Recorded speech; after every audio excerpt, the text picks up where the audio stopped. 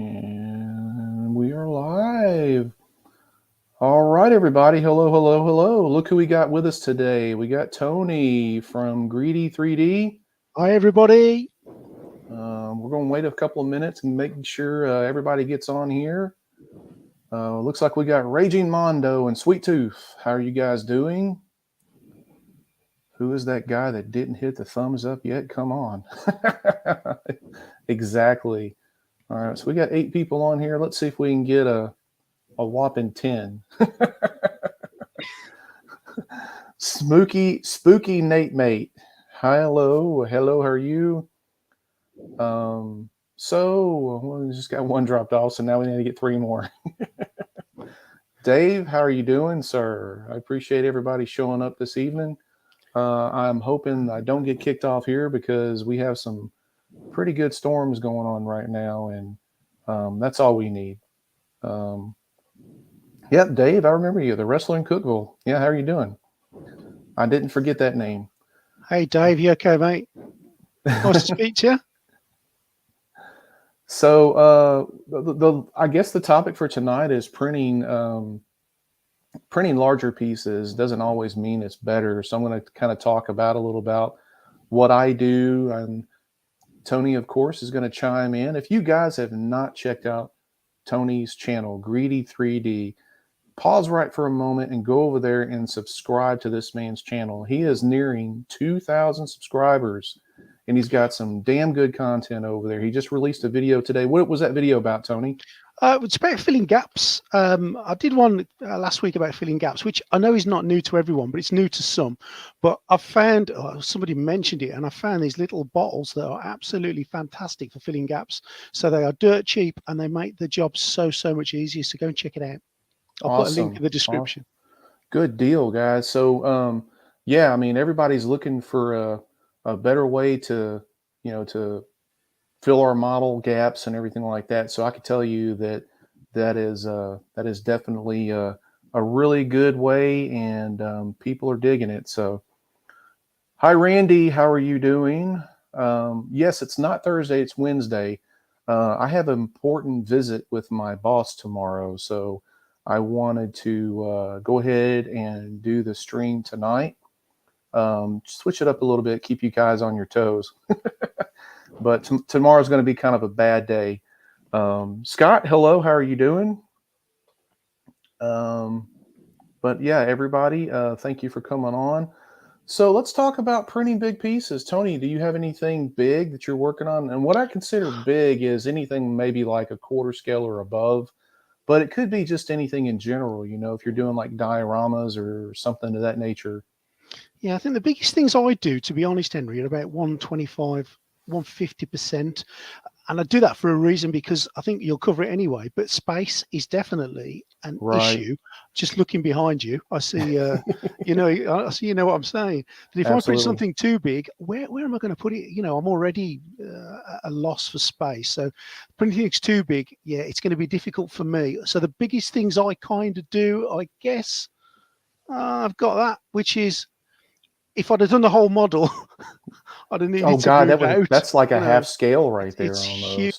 I can't tell you how big it is, but yeah. So I tend to not do huge things for that reason. But yeah. I get the appeal of it. I do get the appeal. I'd love to do something life size, but I just don't have the room. Yeah, I know a lot of people are really getting into it, and I get a lot of questions about how do I go about slicing my models in order to print these big ones and stuff. And I'll kind of touch on that a little bit. That's pretty simple. I mean, the answer is buy a bigger printer. So, I mean, I've got a few big printers, but even then, when I scale some of this stuff up, I mean, I actually have to go into something like Mesh Mixer or Luban and cut this stuff up to be able to print these pieces and everything. And I can tell you that it's not always rainbows and just it's a process that can be aggravating at times, because the bigger you print, the more susceptible you are to failures. And when you start printing these big pieces and putting this much money into the resin and everything else, and you start having failures, it hits your pocketbook. So, and not to mention, it takes a long time for some of this stuff. to print. So I'm telling people that are really wanting to know more about it, and I mean, just look into what you're really wanting to do. I mean, the tricks behind it is proper orientation, hollowing out your model enough, because if you don't hollow this thing out right, if you're doing like 2, 3, 4 millimeter thickness or whatever like that, you better put a hell of a lot of supports on that thing, because it's going to wind up failing on you. So it's kind of like a culmination of different things that you really have to do if you want to start printing bigger models. And bigger doesn't always mean better, like you just touched on. I mean, you wind up with stuff like this and you run out of room. So I mean, I'm kind of winding down some of the quarter scale stuff that I'm actually printing right now, or that I have printed, that I've got to paint. And I'm going to start printing back a little bit more 1/6 scale stuff. There are going to be some things that I do in quarter scale, but for the most part, because of space and everything else, I mean, I'm working on this room right now, and I still got a long ways to go, but I already see issues with space. And this is about a 500 square foot room, and there's basically nothing in it except for this table and shelves all over the place and my paint area. So, I mean, it's a lot of space compared to what other people may have, but I can't always, just print these big, massive pieces out. I mean, if I do that, I'm going to run out of space quick. Like this Juggernaut and Colossus behind me, this thing takes up tons of room. And one of these days I'll get to finish it. But so absolutely. I mean, it's fun to print these this big, but it's not always great like some people think it is.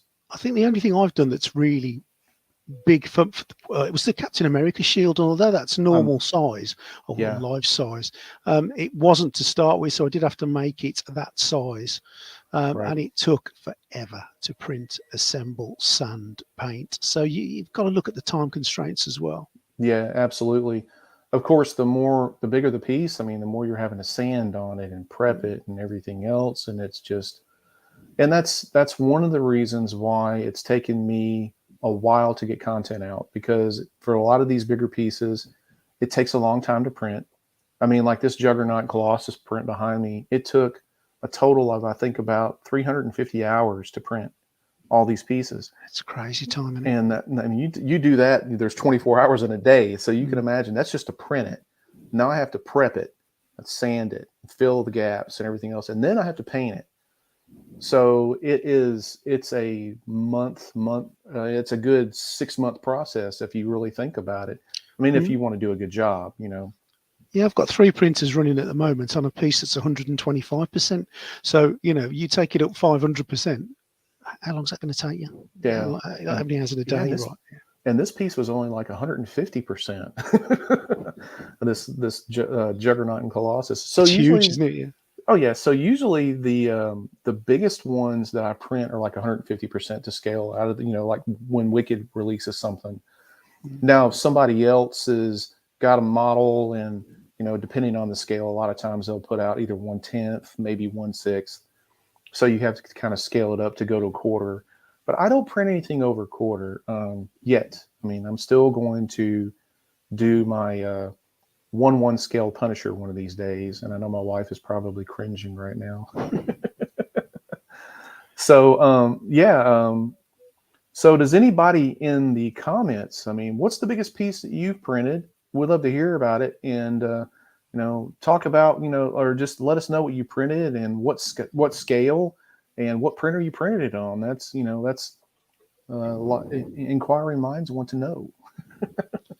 So Sweet Tooth said he did Nom Nom's Goblin Slayer at 250%. So what was the original scale? So if it was 250%, if it was 1/10 scale, that's still pretty good size. If it was 1/6 scale, that's massive. That's like almost 1/2 scale. So yeah, that's pretty big. Yeah, a lot of Dave says 100% Wicked. So yeah, I mean, if I get a Wicked piece, the minimum I'm going to print it is 100%. I'm not going to downscale that. Those are too good of models. So Raging Mondo says Mega 8K asked me to print that on there. So yeah, I've got a review coming up of the Mega 8K here pretty soon. Let's see. Scott says my biggest print is probably Loot Studios Lady Harpy pirate ship. I have not seen that. I'm going to look that up. So I know Loot Studios does some really incredible miniatures, and some of their stuff is like upper scale models too. They released a couple of Do those some great videos as well, don't they? Yeah, they do. I mean, have you ever printed any Loot Studio stuff? No, I haven't By printed chance? anything. No. Yeah, I'm curious. I may do one. I don't want to do minis and stuff like that, but some of their stuff just looks fascinating. So I may just do that. Yeah, my wife said that's cool. She's into unique stuff like that. The Lady Harpy pirate ship, that would be cool. She's probably going to tell me, "Hey, look that up and maybe print one for my desk." Okay. Raging Mondo says a third scale Cad Bane by Star Wars 3D Group. That's big.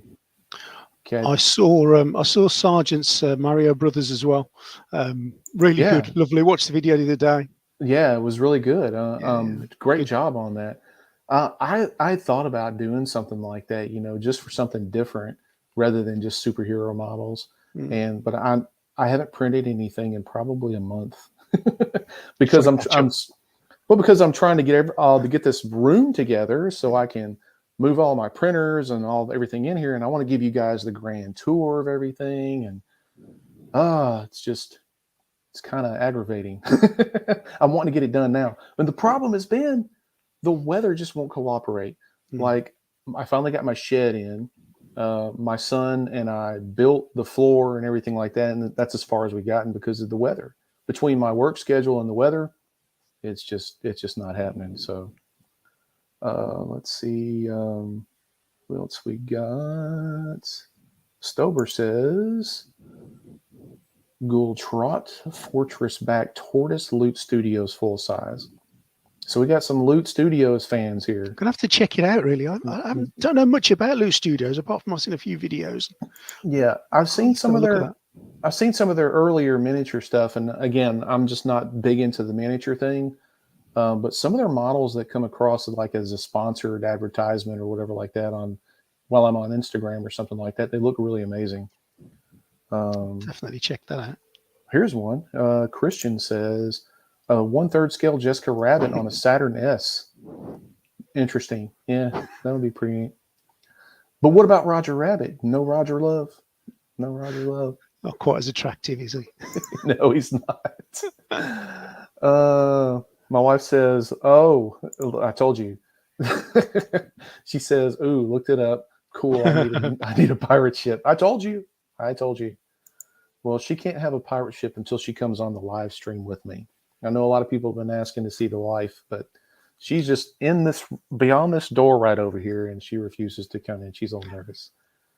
The Jessica Rabbit was 3 pieces. So Sweet Tooth said he just put a picture of the Goblin Slayer in the Discord general channel. Now I got to look this thing up.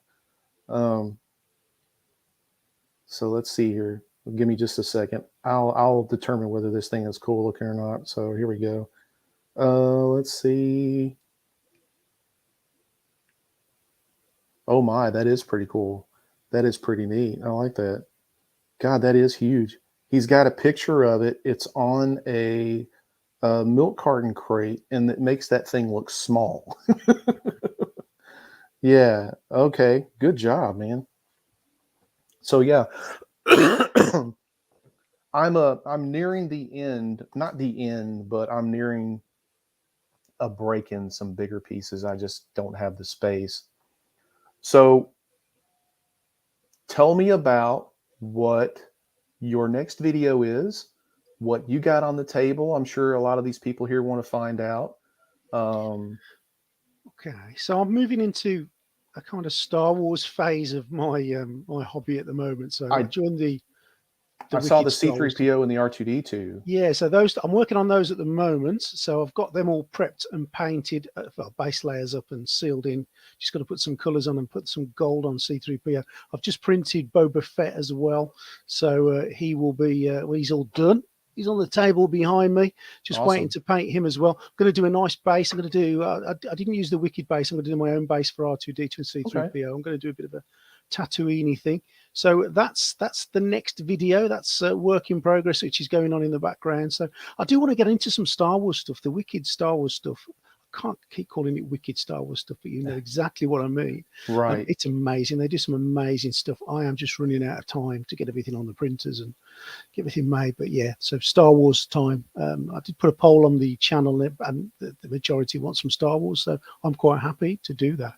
Yeah, I printed the Mandalorian like last year when they first released it, and I printed Luke Skywalker and I did Darth Vader. And the Darth Vader, I almost finished. I threw it away. I dropped that thing like 4 times. And I did. I just did it regular 1/6 scale. I had it all looking good. The cape, if you've ever seen that model, the cape is just unbelievable. Yeah. It's like several pieces. And it took a while to get it to where I could smooth it out and sand it, fill it, and everything like that. And I got it looking so good. And I dropped the damn thing. And it like shattered into like a couple of pieces. So I had to end up reprinting it. And when I reprinted it, it just gave me nightmares ever since. I mean, there was huge gaps in it. I mean, I had failures and stuff. So I finally got it to where it looked good. It looked acceptable. It wasn't as good as the first one. And then I'll be darned if I didn't drop it again. I'm like, I can't win for losing this. And it then must be Darth Vader. it must, it was just one of those Jedi mind trick things, I guess. I don't know. But I finally got it looking good again. And then I dropped the figure. I put the figure on the base. He's on like this rock. And it's just kind of like just a rock where he just kind of sits up on there. And I set him up there. And I like backed away just to kind of look at something. And I like saw my life flash before my eyes. I saw it in slow motion, and it just goes. It just like slow motion just fell off into the floor, broke the skirts off and everything else. And then that's not all. And so then I set it back up and everything like that. I got it fixed, patched it up and everything. And so I kept the handoff that holds the lightsaber, because I wanted to print it in red clear resin. So I printed it in red clear resin, and I got it and I put it up on the hand and everything like that. Was going to paint it and stuff, attached it. And I went back like a couple of days later and I had a resin leak in it. I was like, this is done. I just grabbed it and just threw it in the garbage. Oh my God. So, yeah. I mean, I did a Darth Vader one, and I was going to put an LED light on the lightsaber, and I printed it, and I put some holes in it, and I put the wires through. Then I cut the wires too short, and it wouldn't work. And then it ended up like you kind of, but it went in the bin. I don't know if it's a Sith Lord thing, but it went in the bin. But I need to get into LEDs. I need to get into how to do lightsabers. I think it needs it. If you're going to do one, it needs it. And I've done a Cal Kestis here, and it just don't look right with a painted lightsaber. I need to get some LEDs. But yeah, I've seen like instead of like LEDs for the lightsabers, I've seen the long string LED lights. That are like one. It's almost like it looks like a. Yeah, it's like I've got some. I just haven't worked out how to use them yet. Yeah. I'm not an electronics guy, so I mean that's my downfall right there. I could do so much. I did a couple of pieces. I did the Scarecrow and the Cosmic Ghost Rider and put LEDs in there, but that was simple. I just went to Walmart and got one of those little stringy light things, just bunched it up, threw it in there, and be done. And it worked. But I've used the little LED bulbs. It's the long lightsaber ones, and I watch. I don't know if you ever watched Boily Hobby Time. They do a lot of the stuff with lightsabers. Yeah. Well, I bought some. He put a link in for AliExpress, and I bought some, and they've arrived and they work. But I just can't. I'm just trying to. You have to wire them correctly and stuff, like solder them, and then yeah. That's one thing I want to get into. It's just time consuming. It's another level, isn't it? And it's more time, like you say. Yeah, I mean, it's one of those things you could probably do like on the back burner. It takes you a few weeks or months or whatever like that to get it done while you're working in between videos and stuff, that's probably what I'm going to be doing. And I'm looking into stuff like that once I get the room settled up and get everything situated. Like I did some painting. I did the Agent Venom model and stuff, and I really liked how it turned out. That Didn't looked get good. as much love as I was hoping it would because probably a lot of people just don't know Agent Venom. But I'm working on a few other things still. It's just taking time, and yeah, like Chuck said, Chuck just said in the comments, it wasn't meant to be with the Darth Vader thing. Fiber optic light, that's it. I think that's what it's called. But yeah, I'm looking to get into stuff like that, and I'm interested. Are you going to do some type of chromium type paint on C3PO, like a gold chromium paint? Yeah, the jury's out really. I've got it gloss black at the moment, and I don't Hmm. know. I think. Well, I've just ordered some metal varnish, which I'm going to go on the top. I think I'm just going to go metallic paint, metal varnish, and then see what that looks like. And if that looks Yeah, okay, I'll go with that. I think it was Dave actually mentioned some of the rub and buff in gold, so I thought of that as well. But wait, they have um, rub and buff in gold? apparently so. I've not seen it, but it's what Dave Atkins was saying. If it was silver, it'd be great because I've got loads of options. But for gold, it's a little bit less limited. But I think gold spray with some varnish on will be okay. But I'll try Yeah, it first and do a yeah. test I mean, print if or they got two. gold rub and buff, I need to research that. I mean, that would be cool for a couple of things I'm thinking about doing. But yeah, I mean, I'm curious to see it, man. You got me intrigued. So if you guys want to go see it, go sign up on Tony's channel. Go subscribe to it right now. I'll Go do do it. it now. Lovely. Good plug. Yeah, I appreciate it, Sweet Tooth. Yeah, he said the black that started on the Agent Venom was clean and looked store bought. Yeah, Let it me did tell look you, good. if you can, let's forget about paint for a minute. If you want your piece to look good, paint is secondary. I'm going to tell you the first thing is prep. You know this, Tony. Sanding, filling, primering, all that Mm, stuff. Um, that is the key right there. The second thing is man, this Krylon flat clear that I use, this Color Max clear, I cannot stress enough how that stuff just works wonders. It's like almost has like a self leveling effect. So whenever you're clearing or sealing your model or whatever like that, it just glides on so well. Dries just like almost like glass of that feel, although it's a flat. But I love it. I mean, that's the key right there. Prep and paint secondary because when I put the paint on, I'm still seeing blemishes and stuff, and I'm like going, do I fix that or I just let the clear do it? mm. And then I wind up putting the clear over it, and it fixes all those blemishes. So I mean that I owe it all to that Color Max. That's even though it's a rattle can, I use that stuff. It's just I can't get any better sealer than that. Yeah, I use Um, the Rust-Oleum sealant, which seems to work for me. I know some people have said they don't like it. I've had no real problems with it, and it seems to do the job. But I do need something really high gloss for the end of C3PO. Something that Stowe is saying on here is about yep, some test pieces. I'm definitely going to do that before I hit the final coat on it. And I've got some bits of shiny black line around, so I'll do a few of those and see which direction I want to go in. But yeah, it's a difficult one. yeah, Don't still in the mix. I don't want to ruin it. There's a lot of work gone into it so far. yeah. I mean, it's one of those things that you, like he said, just do some test pieces before you put it on the final product. Because I could tell you right now, I've done that before. I was just like, oh, this will look good, and I just sprayed it. And I was like, oh no, I got to redo it. But yeah, absolutely. Dave Um, has sent me a picture actually of he's doing a Thanos with gold yeah, on rub and buff gold, so you can get it, and it looks nice. Looks nice on the picture, so you can get it. awesome. I'm going to look into that because I'm actually doing a Thanos too. He's quarter scale. He's good. He's just massive. But I need some. I'm thinking I've got a good gold paint. It's called Gold Leaf. I got it from Michael's stores. I don't know if you have them over there across No, the pond, but don't think it's so. a Not hobby and seen them. craft store here in the U.S. called Michael's, and it's like a little thing. It's probably like $4 or $5, and it's on like a blister card. Mm. But you don't spray paint this stuff. You don't airbrush it or anything. It just goes on with a brush, and it's just so amazing. The effect is just crazy good. but I'm still going to look into that gold ribbon buff. Um, so yeah, Chuck says, Boyle Hobby Time uses all the LED stuff in his dioramas, makes Yeah, he lightsabers does. look insane. He does some amazing stuff. I subscribed to his channel probably a good 2 or 3 months ago.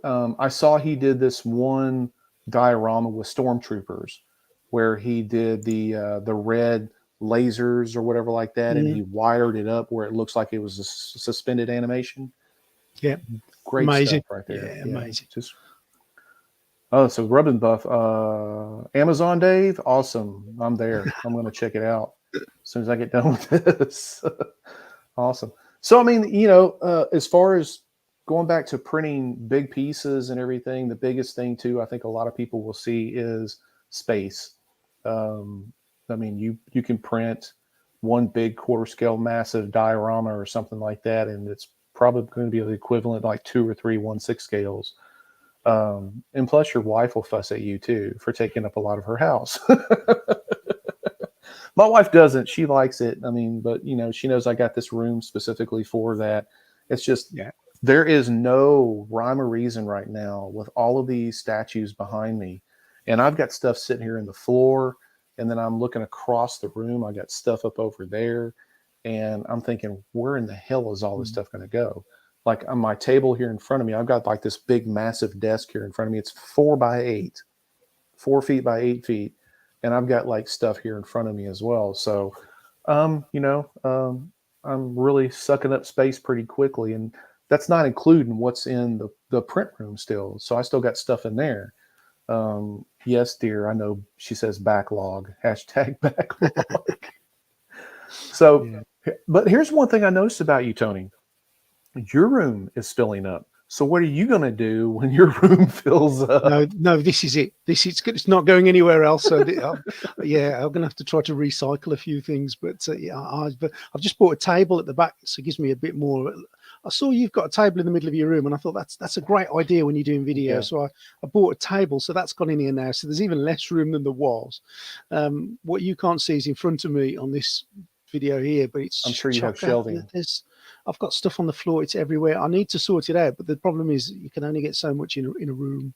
Right. I can't put any more shelves up in here. So no, this is it. I'm not doing anything else. I'm not taking over the house. This will be it. So I might have to recycle a few things. Right. So I've actually had a couple of pieces that I've actually thrown away. A couple of pieces that I did videos for. Um, the little Thanos bust, I chunked it.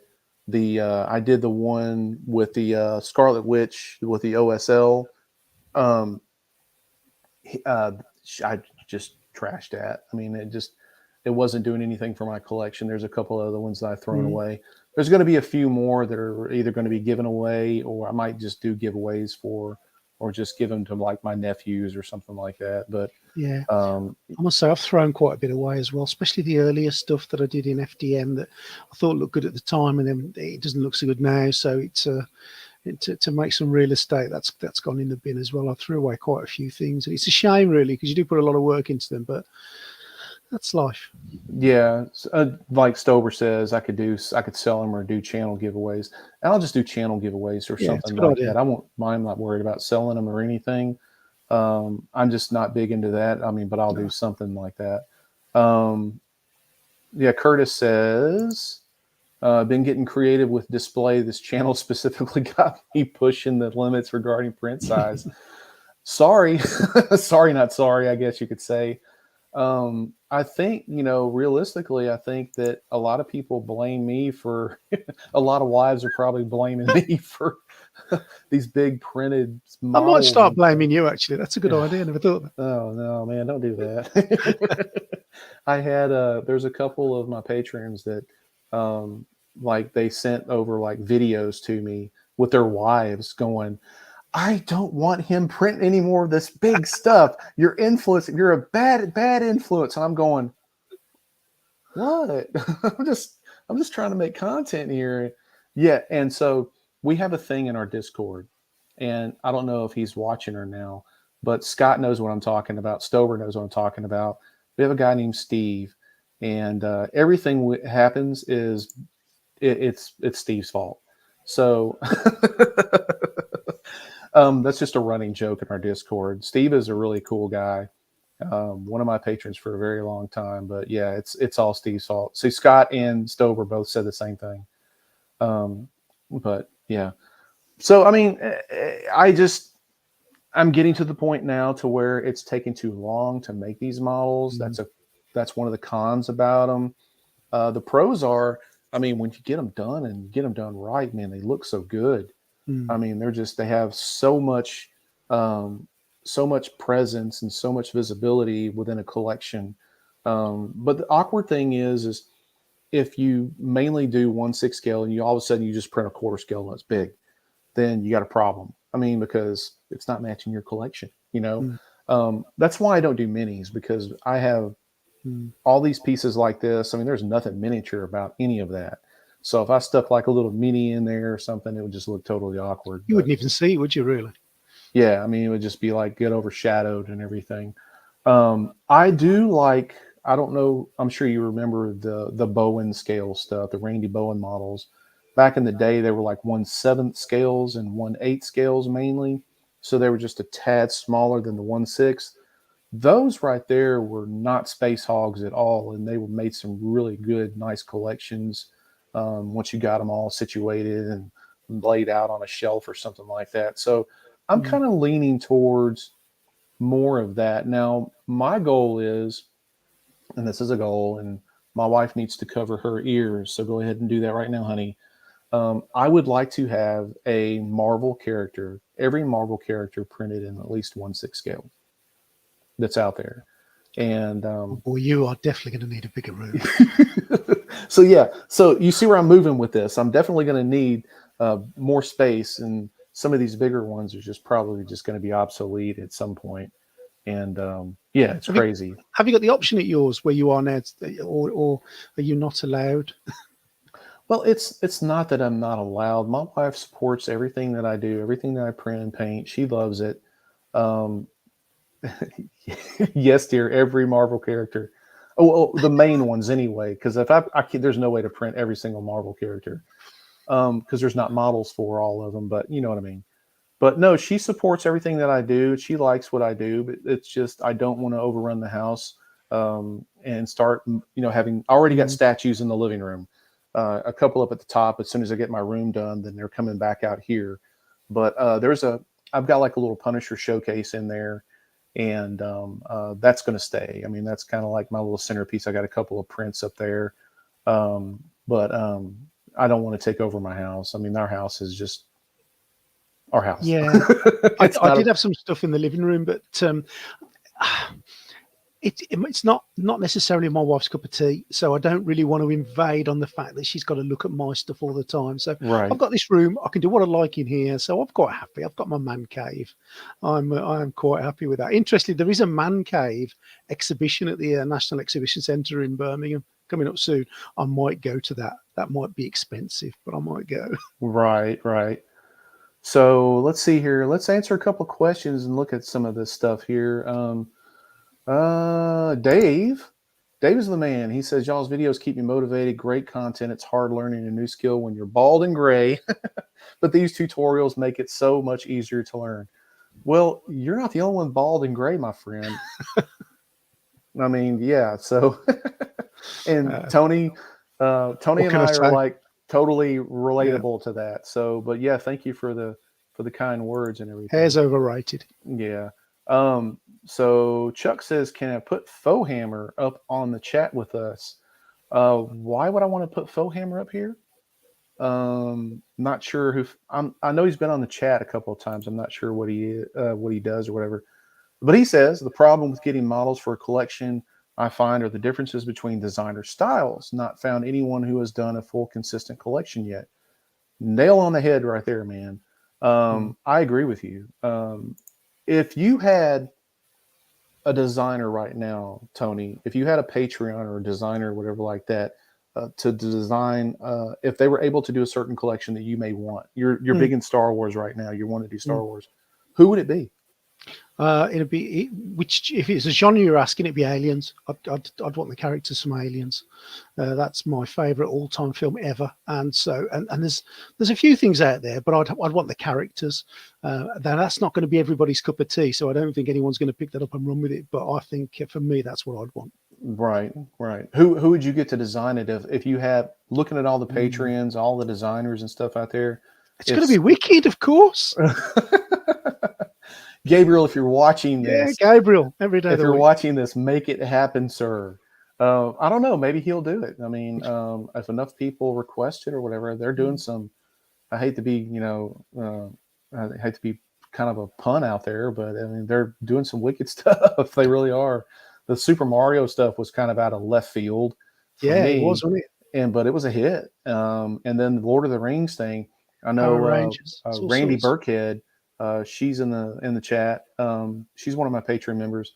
She's doing the whole complete diorama, and she sent some pictures in the Discord, and it's looking great. I mean, but that thing is humongous. Yeah. So I mean, it's I'm looking forward to seeing it when it's. I haven't seen anybody totally finish it yet, so I'm looking forward to seeing what she's doing. So Curtis says, watch all these statue collecting channels, but this is so much more enriching. I love getting involved with creating the piece and learning to paint, watching the skills develop along the way. Absolutely. Absolutely spot on. Absolutely spot on. Yeah, something about larger models, what you're saying, when you're painting larger models, it's a different challenge to paint smaller ones. And I love the new challenge of you can't get away with cheating on eyes on larger models. So it's learning new skills. And, yes. Yeah. I really like the whole aspect of, you get somebody out there who just creates something, a design, and you can print it and paint it to your liking, rather than, I've always said that, from day one, we print and paint whatever we want, the way we want, and it's different than somebody else's in their collection rather than going out and getting a mass produced piece. It's unique. Yeah. And it's totally awesome. I love that sense of freedom to do that. And I think that, again, I keep saying it every live stream is we're just scratching the surface here on printing and painting. So yeah, I will say this, and Sweet Tooth said it here. It kind of got me thinking. You said you like the whole alien thing. I would love a really cool Predator versus Alien diorama.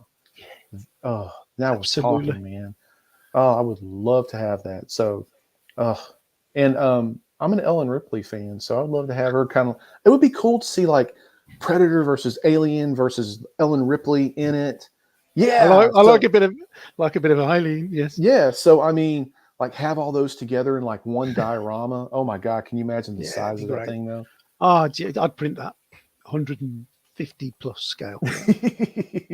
Have you ever seen the big wall mounted alien thing coming out of the room? Yeah. Have you contemplated printing that? Yeah, I have. Where am I going to put it though? But yeah, I have. Who cares? It's aliens. It's awesome. You can put it in your roof. I've got to my left here, which you can't see. I've got a life-size alien head, which is probably that big, full of all the discs, all the DVDs. There was a limited edition of the DVD release for the anniversary, so I've got that. That's fantastic. So something life-size from Aliens, I'd go with that. Yeah. Yeah, my wife is reminding me I have a Predator that I still need to finish. Yeah, it's the Prey Predator with the Nara, the Indian girl. Yeah, it's still sitting. I haven't finished it. It's all printed. There's, again, we can go back to the whole backlog thing. I've got so much stuff I've got to paint. I'd show you it now, but it'd probably fall apart as I got it off the shelf because it's there's lots to it. Yeah. So let's see here. Hello, Mike. How you doing, buddy? Mike is here. He's one of my Patreon members too. Glad you could make it, sir. Dave says Terminator versus RoboCop. That would be interesting. Nice one, Dave. I've this whole a Terminator was the skeleton or whatever you want to call it that's done with that graphite powder. That would look really good. At least a bust. I would love to do a bust with a graphite powder just to see how it would turn out. Let's see. Let's see. Stover says ballpark. How much would getting the Alien versus Predator sculpt created? So I'm not sure. It depends on the artist. For Wicked to do it, I mean, of course, it's $10. Shut your ears, Gabriel. Yeah, Gabriel's like $10 times what 3,000 Yeah, of their $10 to you. members or whatever. So I don't know. I can check with my artist who's actually doing our Ghost Rider right now with something like that. He would do a phenomenal job on it. But I'm waiting to see if Wicked does it. I have a funny feeling that it's going to happen. There's going to be an Alien piece. Whether it's going to be Alien versus Predator, I don't know. But I'm curious to see him. Sundoku. I hope I'm pronouncing that right. I'm sorry if I'm not, sir. I always wanted a Prime 1 studio statue, but just couldn't justify the price. Now with 3D printer, it gives me all the statues I could, plus a side hustle that paid for itself. You're so correct. So I was looking at PCS. They're popping up on my feed and Instagram and stuff all the time. They're coming out with a Prince, the musician Prince, and Blade. They're coming up with 1/3 scale statues of those. Now they look great. Don't get me wrong; they look awesome, but I can't justify $1,500. Oh my gosh, are you kidding me? $1,500, and that's not including shipping. Shipping's probably gonna be like 200 or 300 more at least. So you're somewhere with by the time you put tax or import fees or something like that, you're talking about $2,000. Man, there's your Jupiter or your Elgo Jupiter right there, and then some, two of them. I just couldn't do that. I couldn't. Yeah, I can't. I mean, I was pushing the envelope, paying $500 or $600 for, just a 1/6 to 1/4 scale statue from Sideshow. I can't do that anymore. I can't even justify it. Yeah, I used to collect the Hot Toys, and they were about 100 quid plus each. And and that was then. I'm going back a few years, so now I dread to think what they cost now. So they're on average, I think, close to around 300 USD right now. On average, crazy, 250 to 300, and that's for like they got like a deluxe edition. It's over. Yeah, those things can be up to like $500-$600. It's crazy, and they are good and they are amazing. But when I look at what I can knock out on a 3D printer and paint myself and get the pleasure and the joy out of doing it, it's a no-brainer for me. Every day of the week, it's a no-brainer. Right, absolutely. So Christian says, I'm looking for a bigger printer like the Photon M3 Max. I know you got the Sonic Mega 8K. Has it worked great for you? Do you think it's worth the 2K price? I say yeah. And so far, so good. I'm still working with it. The M3 Max is like what $900 right now USD. And I can go on and on about the problems that I had with it. It's actually working okay now. But I've heard some people have some really good results out of it. I've heard some people just don't have good results out of it. So the Jupiter is everybody seems to have really good luck with it. I haven't worked with it yet. And then there's this eMake big printer that he got. I think it's like 400 by 400 by 500 millimeters print volume, which is insane. But it looks like their R&D on that whole thing is just blowing up in their face. I mean, I don't see it being all that great to me. I mean, that's just my personal opinion. I haven't got anything bigger than a Saturn, so I do need to look at that. But it is the cost. I've got to factor that in. I just haven't got £1,000 to just go and throw out on a new printer. Just haven't got it at the moment. Yeah, but I keep trying to nag Unification to send me one to trial, but they Who's that? Uniformation? Yeah. Talk to Mia. Mia's a really good person to talk to. And I tell you, they're like busting at the seams right now with their printer. I mean, they got tons of orders and stuff, and I'm so happy. I'm friends with her on Facebook actually, and I did drop her a message saying if ever you want one in the UK sort of tested, let me know. Absolutely. So Christian said, or Philhammer says, if you're in the market for large format printer, just hold back for a couple of months. I agree. I know some things that are getting ready to happen with a couple of companies. And I can tell you they're getting ready to release some big monsters out there. My problem is what's the price point going to be? Mm. I know one's going to be pretty expensive, but there's going to be some DLP printers coming out pretty soon, and those are going to be pricey because Texas Instruments holds the patent Mm. for the whole laser patent and everything like that. But there's going to be some pretty neat stuff. I even think Uniformation is actually getting ready to put into some type of testing, some larger format printer as well, bigger than the GK2. But I love the GK2. I'm Yeah, it telling you looks right now, amazing. that thing right now, if you guys can get one, get it. I Yeah, know it's expensive. It's like $800, $900, yeah, but 800 quid. Yeah, yeah. oh my, that thing is just it prints so damn smooth. So the Punisher that Mm. I did, even the Agent Venom that I just did in the video was all printed on the GK2, and I had not one single failure with any of that.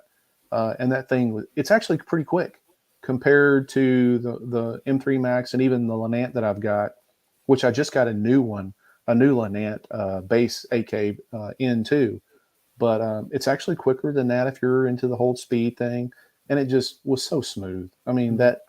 that vat heater that it's got on it is just amazing. It's To me, great. it's worth its weight in gold. In the UK, that's priceless. Yeah. Let's see. Robert says Ellen Ripley in a power loader versus the Queen, just as large as the Balrog Dom. Please, Wicked. Yeah, I mean that's got to be a That's my that, got my that power loader up there with the oh, Colonial Marine in it, but but I love that. the Absolutely love Queen it. has got to be humongous. I mean, Yeah, with that. Why was it? Let me see. Yeah, Mike says Batman versus Predator. So yeah. here's one. Let's do this: Batman versus Predator versus Aliens. Why not? What the hell? I'm sure there's a YouTube video somewhere of someone making that. Right. There's got to be. If anybody has a link, post it in the comments. I want to see it. Oh, let's see. If you're looking for, here we go. If you're looking for a great sculpture that those fantastic pieces for a decent price, I say look at Renaissores 11 Art Station. I paid for a sculpt and he went beyond my expectations. That's I'm assuming you're talking about a private commission. My curiosity is how much was that private I was commission? going to say that's the only thing stopping me is how much to get one made, and Yeah. not only that, how do they work? I want to see what they've done before because I've had people have sculpts made and they've been awful. Right, right. Let's see. So where's it at? Talking about the GK2 here, best printer available right now, hands down. Not just the heater, but all the innovative features like the bed Mm. leveling, slide-in tray, flip lock, and build plate. Uh, you're forgetting one other feature, and this wasn't a big deal with me until I got into printing more and more. Is you of course you download everything onto a flash drive, Mm. put the flash drive in, it automatically well, it doesn't automatically, you have to set it, but it will put the file onto the printer. It's got internal memory, so it keeps it on the printer, so that way you don't have to have the flash drive. I think that's pretty cool Mm. feature. But yeah, the bed leveling is neat. When you take it out of the box, it's automatically leveled for you. Super easy to do. The snap lock, I'd I love love one. that. There's no twisty Mm. knobs or anything like that. It's just pop and it comes right out. So I'm really digging it. Let's see. There's a Sweet Tooth said it exists. There's a short film of it, Batman Dead End. So I'm gonna have to look that one up. And Mike Yeah, I also think I've said, seen that actually. okay, and Sweet Sweet that's Batman Tooth. versus Predator. Is Okay. Sweet Tooth saying he's an EMT? Is that an emergency medical technician? Oh, let's see. Sweet Tooth. EMT just can't afford size so statues. The last statue bought was Thrall from Blizzard's gear shop, and it cost more than a new large at the imprinter. Oh yeah, absolutely. I mean, it's those things are expensive, man. I mean, when you start talking in Blizzard, their license is ridiculous too for people to go out and to do something like that. Philhammer says, yeah, it's a great feature. The Harlow Mage Pro does the copy from USB drive too, but very bungled the implementation and made it so unintuitive. Yeah, I mean, I haven't had any issues out of the GK2. But yeah, if, Tony, if you can get one from Mia, I would definitely. I will. I'd love one. Yeah, Yeah. love one. I'll put in a word for you with her too. See if I'll just see if that helps or whatever. Yeah, please do. I have messaged her. Yeah, she's really nice. And I tell you what, their customer support is like top notch. They have one guy that has helped me with the G. I got the GK1 here in front of me, and for the longest time I couldn't get it to work. And it's a little bit different. Well, actually, it's a lot different than the GK2. But there was just some issues with it, and again, it was their. I think it was their first printer kind of go around or whatever. So there were some bugs they had to work out. But the GK2 is just, I mean, it's hands down one of the best right now on the market. I've seen your review and I've watched a few actually, because I was sort of looking at a next printer moving forward, and that's definitely the one. Yeah. So yeah, absolutely. And those are good for printing quarter scale pieces. I mean, you can the Agent Venom that I did was all printed on there except for the base. Now the base I had to print on the M3 Max because it was just its size was massive. I wanted to print it in one piece. You can have that thing in Mesh Mixer or Luban or whatever like that and print it 2/2 or whatever like that on the GK2. But everything else was done on that printer. Interestingly, my wife watched that video with Agent Venom and said to me, "Why does his prints look so much smoother than yours?" I said, "Because he's got an expensive printer that I haven't got." You should have went one of those. Because, honey, I need one of those expensive printers too, please. It doesn't work here. It doesn't work. Damn it. All right. Well, we tried. Yeah. Trying to convince her that your printer will cost 100 quid and that's it. Yeah. But I mean, if you could get one of those GK2s, if you have printers in the box still. Did you hear my wife? You still got printers in the box still. Yeah. But yeah, if you could get information, if you're watching this video here, my man, right over here. Here, space. I'll find a space for it. Tony would love to get one of those GK2s and test it out. He would wear the what out of it out. But yeah, I'll definitely put in a message her, and I messaged her to congratulate them on the wonderful sales that they're having right now. They're doing well, aren't they? I've seen it on Facebook. Yeah, I mean, that's what I love to see. I mean, some people getting into it and showing some love to some of the smaller companies and stuff. So I could tell you right now, I think that video I did has a little over 6,000 views, which for some people is not a lot. I mean, for me, it is. I think it's a lot. But I get messages every day of people wanting to know a little bit more about that printer. And of course, I answer every single one of them. And yeah. Fohammer says he knows where I could get. Oh, it knows where I could win one. I see that. So are they having a contest or something on there? Oh, okay. Interesting. My Mike says, need my address, wife. I actually have, yeah, she's right. I have three FDM printers, 2 resin printers still in the box, and and a laser engraver I just got in. That's more than I've got out the box. Well, that's I've got 15 other printers in my print room and in here altogether. So I think altogether I think I have 15. And that's it. I mean, I really don't need anything unless somebody wants to send me something else. So yeah. Is the GK2 better than the M3 Max? Absolutely, hands down. The difference is the M3 Max has a bigger build volume. It's slow as molasses, though.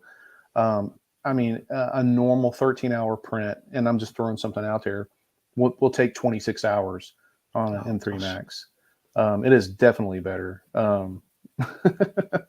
So yeah, absolutely. I love it. I mean, it's a great printer. A lot of people have been having if you're not on the Facebook group, go over there and check them out. See some of the reviews that everybody else has. Don't just check mine out. Go over there and see what everybody else has got. But yeah. Hey, Tony, you might like this one here. Sweet Tooth says, we got to blow Greedy 3 up so we can get more printers. Us paramedics got to stick together, you know. Yeah, absolutely. I mean, hey, you gotta, man, just blow Tony up, guys.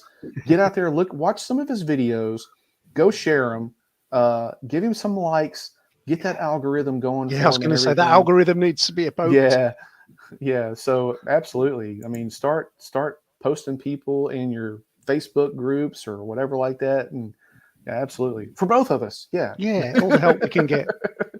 I mean, There's one thing I think with the 3D printing hobby on YouTube. I always smile really, because when my wife watches YouTube and she watches just people talking about stuff, and they have hundreds of thousands of views. You spend hours and hours making a 3D print and you get a couple, and it's like, oh, why can't it just right, take right. off? You know, what else can you do? It's kind of, I it's one tell of you, those things. there's a certain YouTuber, and I'm not going to mention any names just because I just don't want to do that sort of thing. That is a 3D print and paint channel, I guess. I don't know whether it is anymore. That released a mini video, and it got over 100,000 views. Go figure. I'm like, congratulations for him. I mean, he's doing something right, but that's one thing I just refuse to do. I'm not gonna become a mini channel. There's some great ones out there, but that's not for me. I mean, Yeah. I'm sitting at 14,409 subscribers, and if I wind up with 14,410 subscribers, I'm doing what I love to do, Mm. and I'm great. I'm good with it. I mean, like people like this showing up on the live stream. We got a whole 37 people here right now. It's totally different than some of these guys that have like thousands of them showing up on the live stream, but I love doing it. Mm. I'm not going to change it. But yeah, Curtis said he went and subbed your channel as soon as he saw you here, so that's good. Nicely done. Thank you, sir. And I have to say this too, guys. Tony is across the pond. It's what, 1 o'clock in the morning there. Yeah, 20. It's nearly 2 now. Yeah, and this guy's a trooper. So this is another reason why you need to go and sub to his channel. He's a trooper. He's worked all day long. I sent him an invite earlier, and he says, "Man, I worked all day long. I don't know if I can be on there." But he's here, and he's here for you guys. So that says a lot right there. So I mean, again, thank you, Tony, for joining us. No, it's great fun, mate. I really enjoy it. It's just nice linking in with people who enjoy the same things. It's Fohammer says, "Would it be rude of me to drop a link on how you can win a GK2?" No, it's not rude. Do it. It's not rude, but just send it to me. Just send it to Tony. We're going to get you a GK2, Tony. I mean, you got to get that printer, man. I mean, that's super awesome. You're doing really good on your channel. You're doing some awesome models, man. I mean, it's only fitting that you can try that out. Yeah, I think I haven't mentioned that to her, but yeah, it needs to come from you. I think she's not listening to me. So what is she going to say? Like if you have one of these show up at your house one day, is she going to automatically go, "How much did you pay for it?" Yeah. No doubt. Say, look, there's this gray-haired, bald-headed guy wearing a red cap in the U.S. that like got it sent here to me. It's like everything else. We'll just blame you, Henry. There you go. Well, I mean, just play her back this live stream here and say, "See, I didn't pay for it. I won it. I got it." So yeah. Yeah, I mean, somebody sent me some free brushes the other day, which that's it's awesome. like, and I'll just say it's the same. It's the same principle, just a little bit bigger. Yeah. You get a printer, I get some brushes. Yeah, it's like Sweet Tooth said it right. What's a GK2? Oh, what's that little meme that they do on TikTok or whatever like that, where he goes, "Where did you get that?" "They gave it to me." Have you seen that? "They didn't give it to you. They gave it to me." Oh, yes. I love it. Here you go. Thank you, dear. This is why I love my wife. She's not biased at all. She just blame Henry. Hashtag just blame Henry. Oh my God. So yeah, thank you, dear. Yeah, she's only saying that because I got printers sitting in the living room right now that are still in boxes. So yeah. Did you send the link? Yeah, I haven't seen it. I don't see it up there. Tony, can you post a link of your channel up there? Yeah, I have. I think so. Anyway. Yeah, post a link just for anybody that hasn't subscribed to you yet. One in there. We got 41 people on here. So out of the 41 need to go and subscribe to Greedy 3D. And if you haven't subscribed to the Creative Collector already, then shame on you. But anyway, Yeah, I mean, I love the GK2, and I will tell you this. If here's my prediction, if they release a bigger print volume printer, which is the idea from what I'm being told from some reliable sources, and they keep these features on there that they have on this GK2, this is going to be a game changer It'd be in the huge, 3D isn't it? printing. It's going to be bigger than any other printer. Mark my words. You heard it here first. But if they release the same features that they have on this printer now with a bigger print volume, it's going to be massive. I mean, it's going to be big, big, big. I mean, it's just that's how I feel about this printer and this company. Their customer service is good. I mean, and I know we've probably been talking about GK2 for probably 20 minutes, but it is what it is, and it's just really great.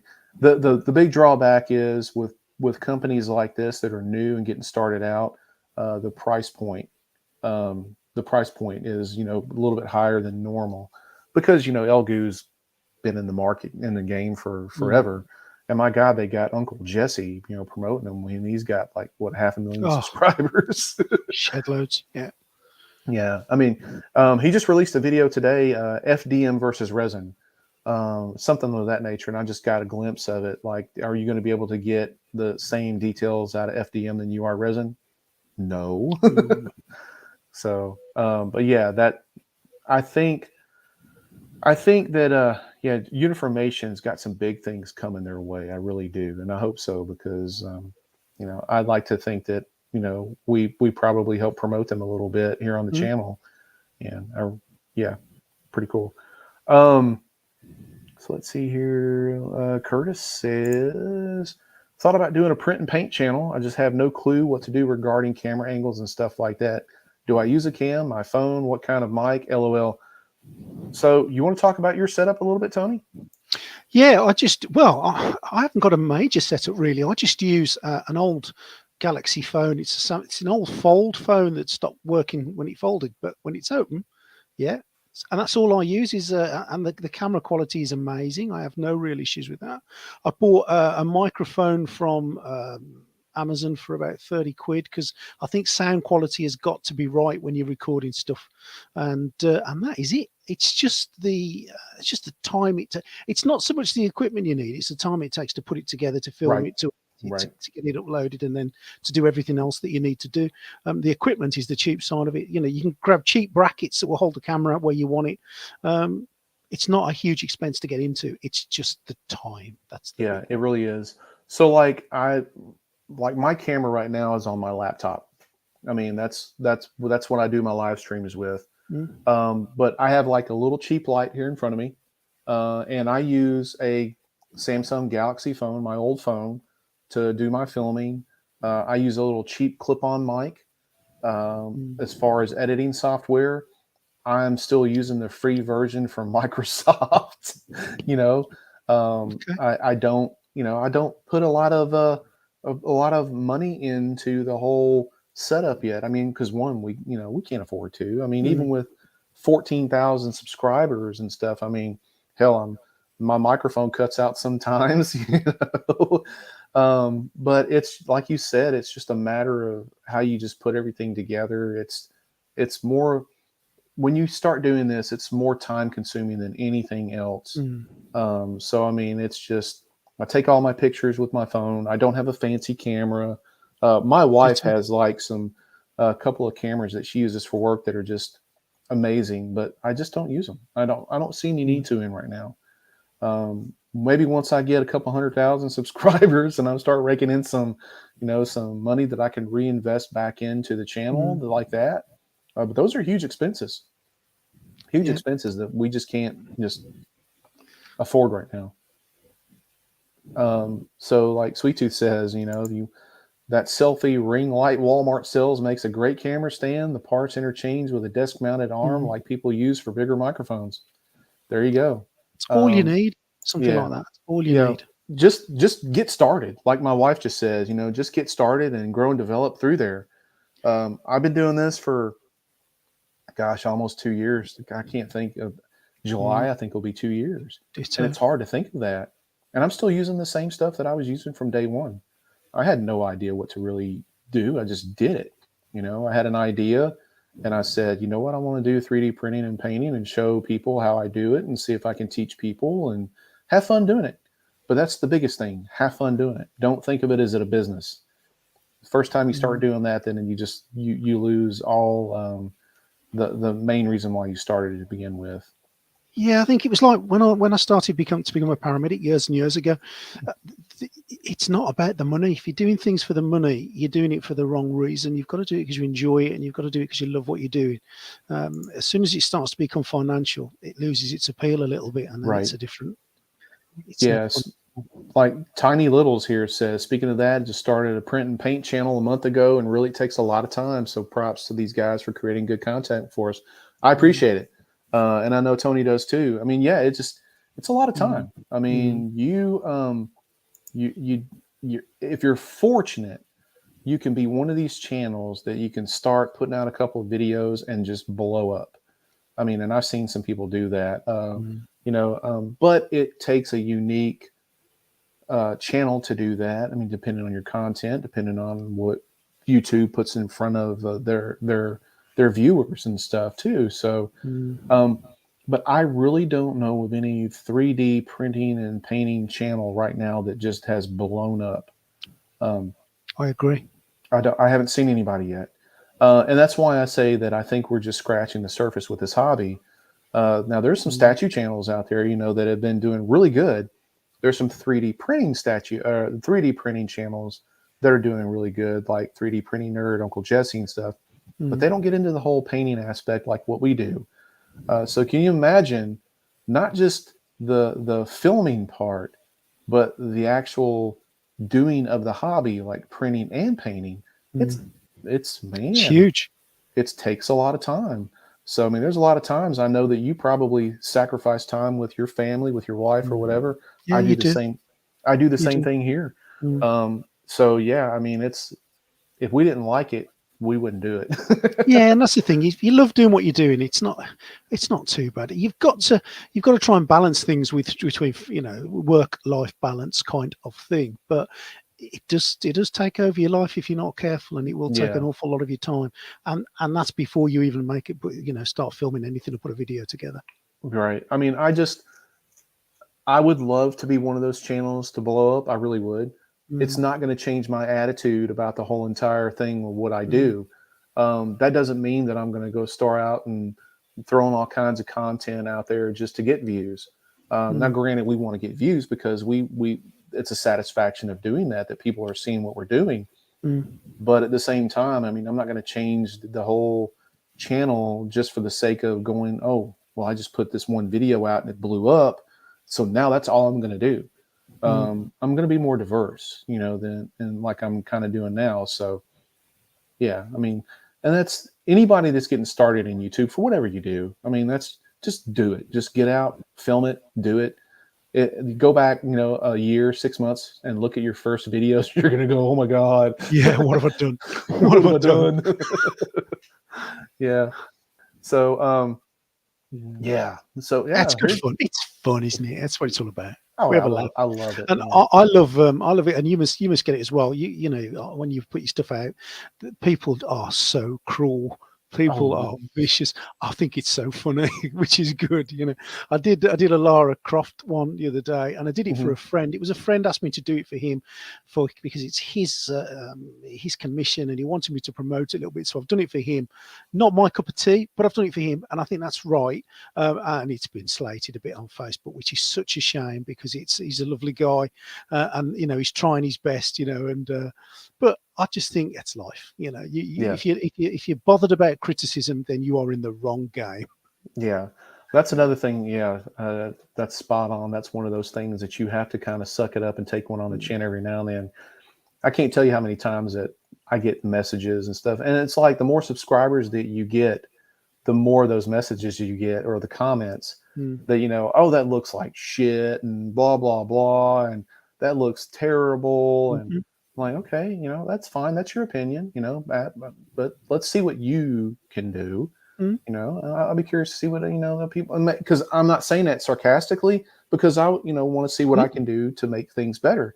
At the same time, I mean, it takes a lot of balls to sit there and tell somebody that they suck at what they're doing, and try to take the wind out of their sails when that's all you got to say. Give a valid reason why. And people don't do that.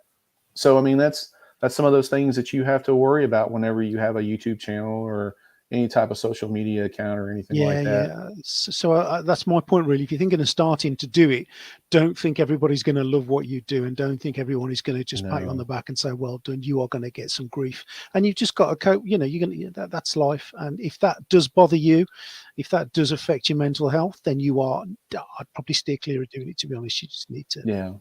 Yeah, I agree. So Valentine figurines, Figueroa says GK2 sold out and only one bundle left on Amazon. Wow. Yeah, that's amazing. Says it all, doesn't it? Yeah, I'm so happy about it. I mean, yeah, I mean, I love to see little companies like that just bust at the seams and just go for it and do really good for themselves. I mean, that's it. I mean, you know, while we're on this whole, you know, busting at the seams sort of thing about YouTube channels or whatever, it's a crapshoot. It really is. You could wake up tomorrow, Tony, and all of a sudden you got 20,000 subscribers and 1 million views. It happens. I mean, it happens overnight. It's just a matter of, you know, who is into it, what YouTube puts in front of their viewers. It's the look of the draw, isn't it? Sometimes it really it's right is. place, right time, and yeah. I mean, you can be, I mean, I've seen channels that I still follow that are on here that have been on here for several years, and they're still like probably 10, 11, 12,000 subscribers. They put out really good content. I love what they do. People love what they do, but they're just not being pushed. You know, and I've been in the music business for, God, almost 40 years. And I was a professional musician for a long time. For about 5 years, I toured pretty much this I used to do that world. as well. Yeah, I mean, I put out 5 records and toured with major bands and everything like that. I played bass. I still play bass. Haven't picked it up in a while, but had really long hair and much skinnier and much better looking than now. Yeah. But I mean, it's the same thing. It's a matter of, it's a luck of the draw. Whatever the record company wanted to push, they would push. And of course, we were mid-card, you know, we were never headlining band. We did some really good opening tours. Man, I can honestly say that I opened up for Queensryche and Metallica. Wow. And did some opening for Pantera, Bon Jovi, Rat, some of these bands that you guys probably never heard of because they're so old. But we had shows like that, which were amazing, but we never got pushed. It's not that our music was bad. It's because who is going to be pushed, and they make those decisions, not us. I mean, look how many basketball players out there that are probably 10 times better than LeBron James or Michael Jordan ever were, but they're not being pushed. They're not, you know, they're not recognized. So it's just the luck of the draw. Yes. Yeah. I did start a gig once for, who was it? Let me think. Because I used to be lead singer in a band a long, long time ago. Oh, cool. Awesome. Yeah. And it was David Essex. That was it. David Essex. We played Theatre Royal Drury Lane, and we started with David Essex. That was my claim to fame in a band, but that was a long time ago. Yeah, I enjoyed it. I mean, and I actually quit playing because it became more of a business, and I just didn't enjoy it anymore.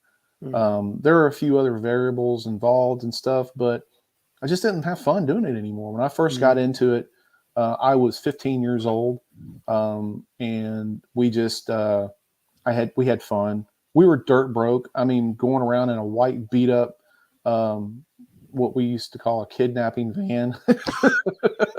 I mean, we had no money. We had a little bit of money to drink some beer or something like that, and we had to plug in hot plate, and we had plugged it into the cigarette lighter on the side of the road, and had one little pan that we went into this grocery store and got a box of ramen noodles, and that's what we did. We just got bottled water and put it in there, and that's what we ate because we didn't have any money, but we were having a great time. And it's a sort of the same thing like what we're doing. We have a great time doing it. We're not making any money. We were making money a little bit. I mean, but everything just kind of goes right back into it covers costs. Just buys a new mic or a new lead. Yeah. Or whatever. So I mean, if it becomes a business, then yeah, you're you're talking crazy. I mean, stuff. But yeah, so I know you guys. I'm not going to put the picture up on the screen, but I do have a picture of that's me. I was 17 years old. So yeah, you seen it here first. So Wow. yeah, that's a scary sight. But yeah, I mean, God, have fun with what you're doing. It's just like this whole printing and painting thing, you know, that we I can see a lot of people sitting around the 5th of the month and like at their computers and just going, oh man, Wicked's going to release their new stuff today. Okay. Bam, it's in my email. Yes. And tell me I'm wrong. Tell me I'm wrong in the chat. You guys do it. I know I do it sometimes. I'm going, oh man, I'm like pick up my phone at work and I'm looking, oh, got the email. Yes, got the file. So yeah, I'm gonna go home and look at it and print it out and yeah. I always know when they release something because for some reason it lands at about 3 o'clock in the morning here, and the phone Oh, just starts to go mad, buzzing away at 3 o'clock in the bzz, morning. So it's bzz, like, bzz, yeah, yeah, that's wicked. yeah. Let's see. Uh,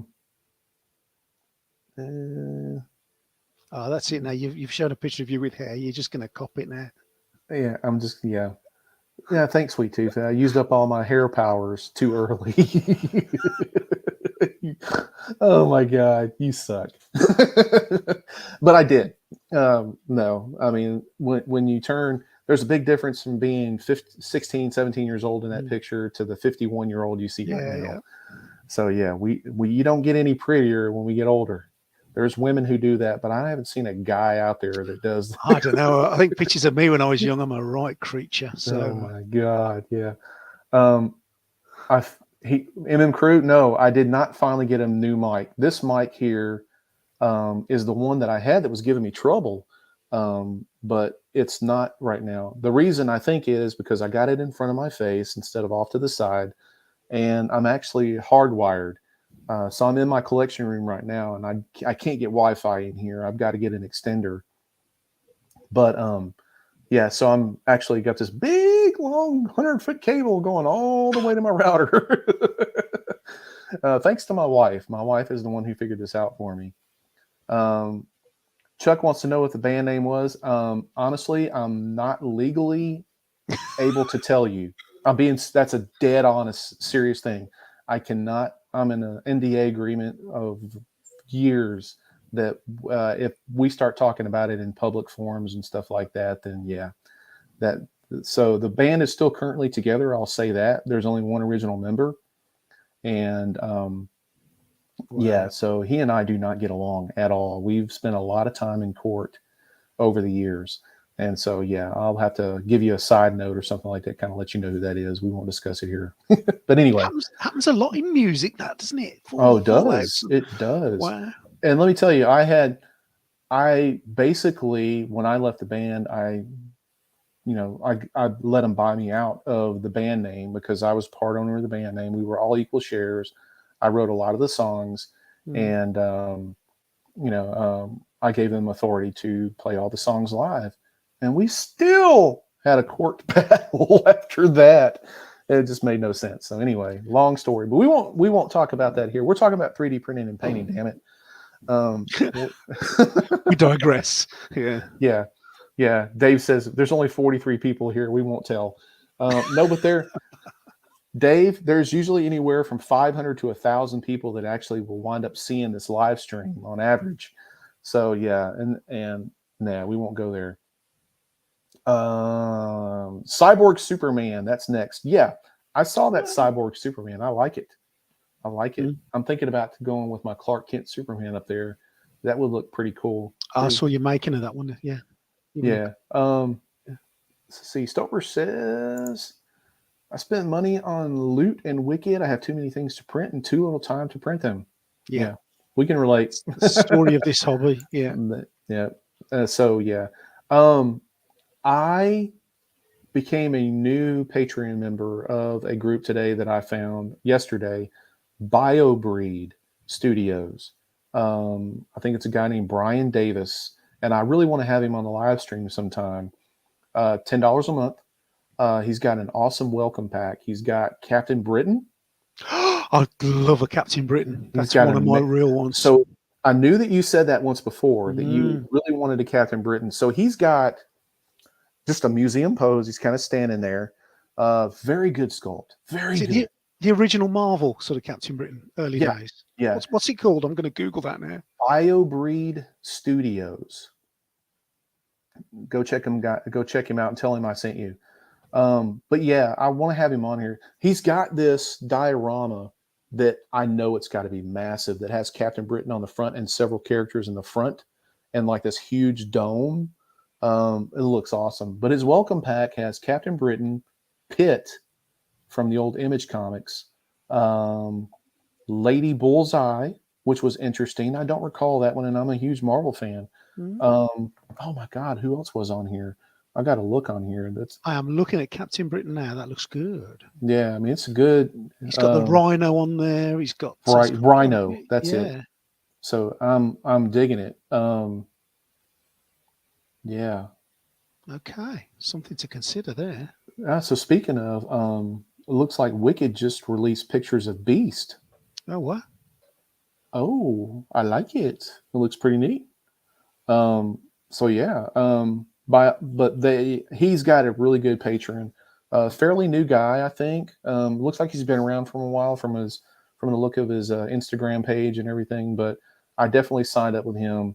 And I looked at some of the models. I got the welcome pack, and he's doing a Madam Hydra, or he did a Madam Hydra. Wow. That will look great with my Red Skull and my Crossbones.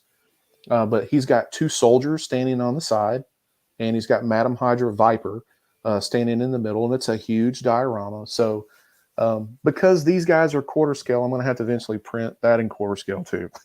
Sorry, there. I'm going to have to paint it and print it in big. But yeah, it looks really good. So definitely go over and check him out. Here's a good question for you, Tony. Are you limited to what paints you can buy? I get all my paints from majority of my paints from Amazon. So it's Army Paint of Vallejo, Citadel. You can get pretty much anything really. I tend to stick to those brands because those are the ones that I know are good and work, and I don't tend to use cheaper paints. So Yeah. I don't have any problems here getting anything really. It's all right. Amazon the next day delivery for pretty much everything. Absolutely. So I'm a Vallejo person. I have been for years, but I'm running into a problem to where my local hobby shop, and I can order it from Amazon, but they're expensive. I mean, the paints are a little bit more expensive than when I get them at my hobby store. But they're getting shorted on paints every week. I mean, whatever they order, they're not getting and everything. So I'm actually looking into Monument Hobbies Pro Acryl paints. I've heard a lot about them. So Monument Hobbies, if you're watching this video, help out your boy here. But anyway, or boys, whichever. Do you need I've some heard, UK stuff? yeah, I've heard a lot of good things about them. So if anybody, he said, Curtis said it's trash. Oh, right. Are you talking about the? Speed paints. It depends. I love the Army Painter ones. I must say I've not had any real dramas with them, but I do think it's how and when you use them. They're not everybody's cup of tea, but I've found some great use out of them. Yeah. Now Curtis says he uses Army Painter and some cheap craft paint from Walmart. I'll use the craft paint for like big bases and stuff like that. But other than that, I can't. I'm still having trouble dialing in the details and stuff like that. And plus, my Vallejo paints are just so much better at doing details and everything. There's no real hobby stores around where I am that sell that kind of stuff. You can get the cheap stuff, but they don't sell Vallejo Army Painter, that sort of stuff at all. There's loads of with the Warhammer shops about the Games Workshops where you can get the Citadel paints from. Yeah, That's Citadel's gotten ridiculous over here. For a little pot of paint, it's $8.50. Yeah, it is expensive, isn't it? I mean, some of them are good, but they are expensive. But I went and bought a couple of red paints that I used to use years ago on minis, and I wanted them for that specific insignia on the Agent Venom model, and it was like $20 for two things of paint. Wow. I'm like, oh my gosh, I could have got a whole set from Vallejo for that. But yeah, and Stover's right. I don't necessarily have any brand loyalty, but I mean, I just use what I've always used, and it's been accessible for me. So I mean, I'm no loyalist to anyone. If it's there and I can get it and it's at a decent price, then I'm gonna buy it, and I need it. So yeah. Um, Fohammer says, Tony, where are you based at in the UK? Worcester, West Midlands. That's where I am, sir. Awesome. Are you from over there too, Fohammer? Um, see, get a cheap base coat and then use the nicer stuff for more visible details. Yeah, so that's basically what I do. Nottingham. Very Nottingham. well. Yes. Okay, good deal. Awesome. Just You up guys road. how far is that from you? About an hour and a half away. It's not too far away Not at all. too bad. Yeah, you can get from one end to the other to the UK in 8 hours, so it's not too bad. Now, I'm dumb when it comes to across the pond and everything. Are you guys going through like a winter or fall right now, or is it? It's well, the horrendous thunderstorms yesterday here in the West Mid, so and then sunshine today, so it's all over the place really. It's horrible the weather is at the moment. Not as Yeah, what you've got by the sound of things, but yeah. We got storms and 80-degree temperatures and 100% humidity here, so it's like awful. you walk out and it feels like somebody just jumped on your shoulders. But yeah. Oh, that's another one. Yeah, Tamiya. I forgot it, Mike. You're absolutely right. Yeah. So They've been Tamiya, going for years, haven't they? I've been around forever, and I still use them. I love their paints. I think they go on smooth. I think they go on smoother than anybody else's. The problem that I have with Tamiya is they gum up whenever I use them in the airbrush sometimes. So yeah, you have to have like their thinner and all like that, and it's really I love brushing with them, but I hate airbrushing with them. Let's see here. Oh, here's one for you that Dave says. Followed Greedy 3 guide on the Hulk and broke my airbrush gun. Yeah. Dave was telling me about that on Facebook about his airbrush problem. He was buying cheapo airbrushes, and we've convinced him to spend a few more quid and get a decent one. Yeah. So Sweet Tooth wants to know if anybody's going to Wonderfest. What is Wonderfest? I don't know what that is. I have no idea. I know that I watched a video earlier. There was a Warhammer Fest. Do you know anything about that over there, Tony? No. I'm not really into Warhammer, I must say. Yeah, that's a kind of one of those things that a lot of people were getting into, and I saw some conversation about it, and people were just not happy apparently with this year for some reason. Curtis wants to know what starter airbrush do you recommend? I can tell you what I'm using right now. I'm using a master airbrush from Amazon. It's like $40, and I've been using it for a year. I've also got one of the Iwatas. Yeah, I've got an Iwata.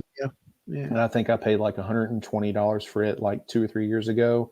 And for the longest time, I messed up the needle and the tip, and I just got one for it. And so I'm going to probably start using that one again here pretty soon too. I'd say if you're new to the hobby, get a cheap one. Just get something cheap to make sure that you're not throwing all your money away on it that you might not enjoy doing. And then if you do enjoy doing it, start upgrading. Right. Again, once you get into this hobby, it's expensive enough when you start buying the printer and then the resin on top of that, because those are the two things that you have to have. Or if you go the FDM route, again, you'll still have to have the filament and the printer. And then you're going to have to look into other things that you got to have. I've talked about that in another live stream, but yeah, I mean, it's just go with what you can afford. I mean, you don't have to go out and buy the most expensive thing out there. I know I didn't when I first started painting. Well, I did a review on an airbrush on Amazon. It was one of the cheapest ones on there with a compressor.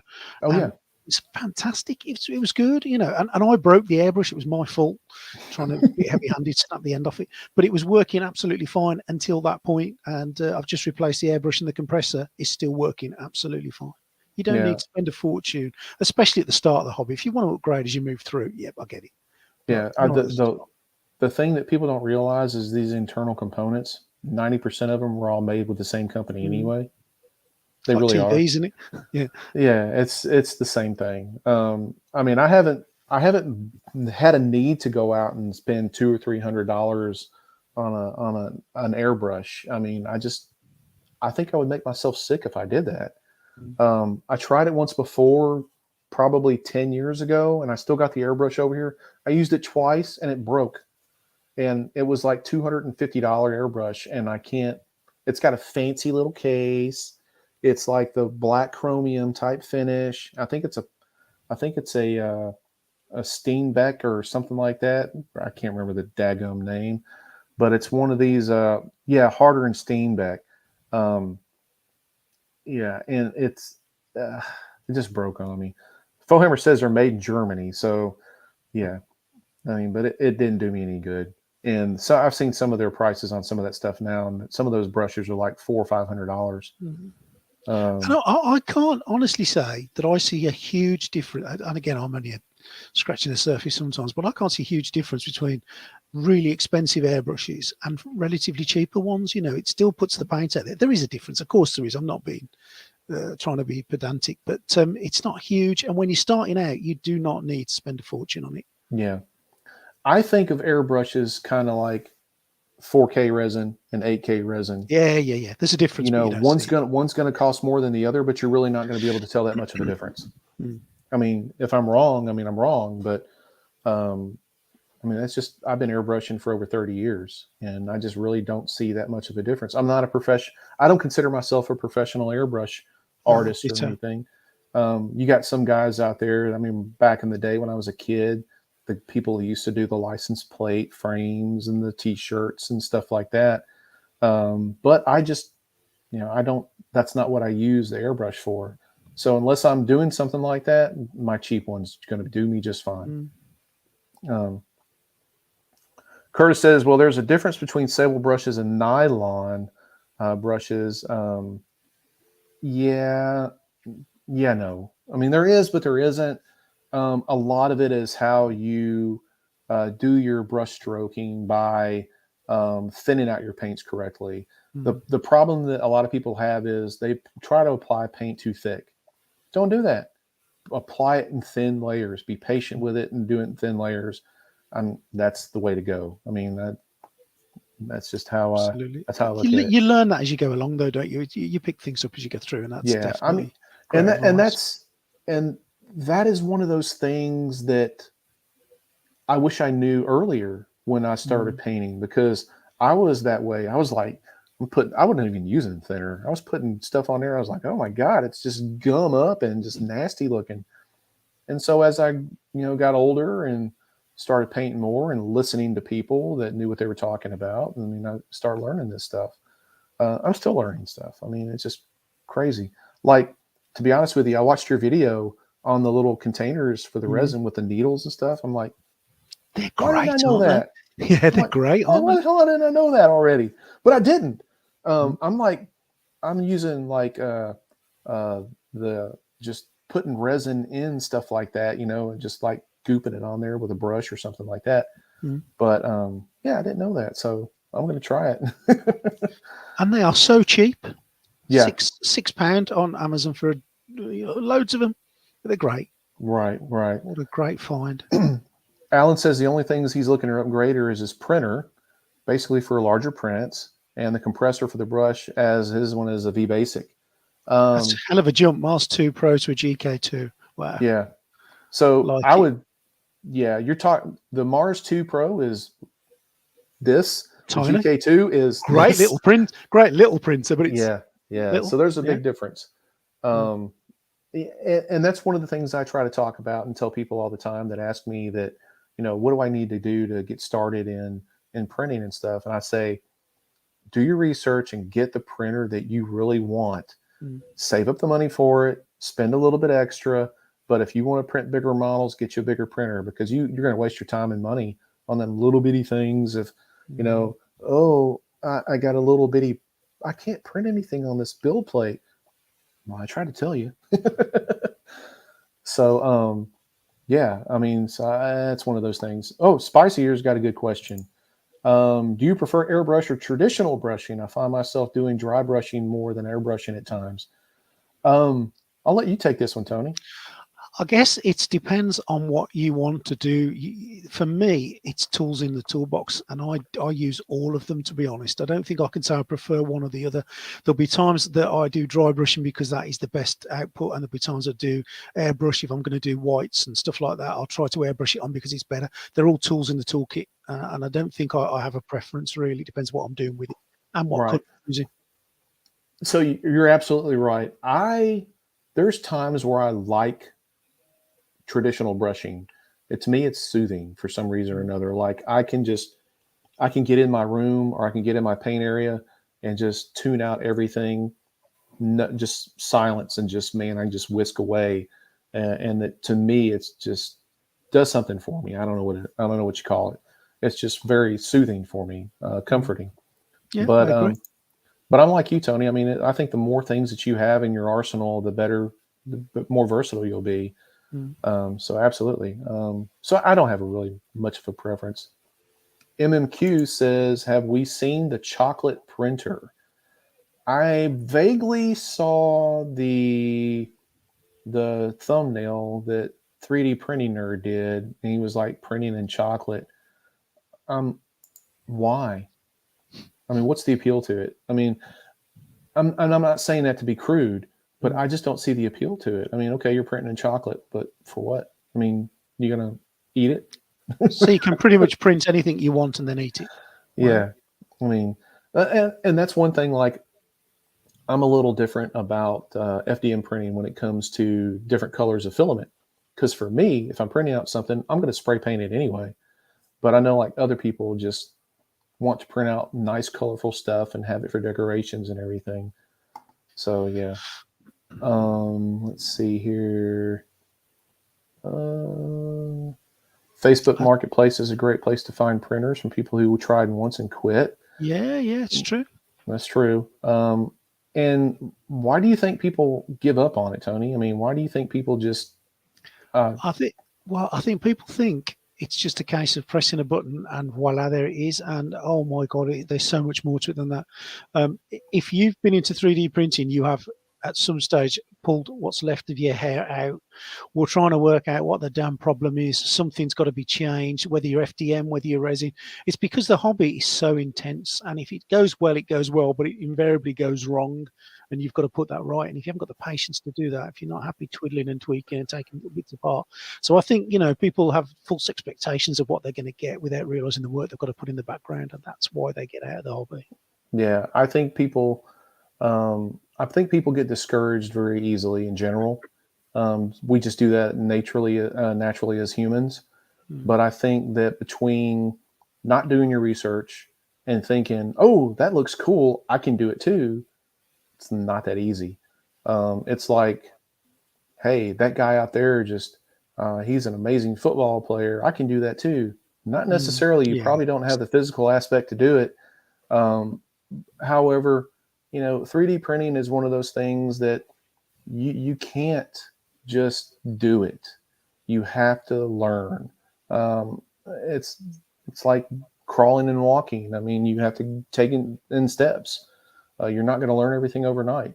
I've been, again, 30 odd years, painting and stuff, and I'm still learning. If I stop learning, then guess what? I need to quit.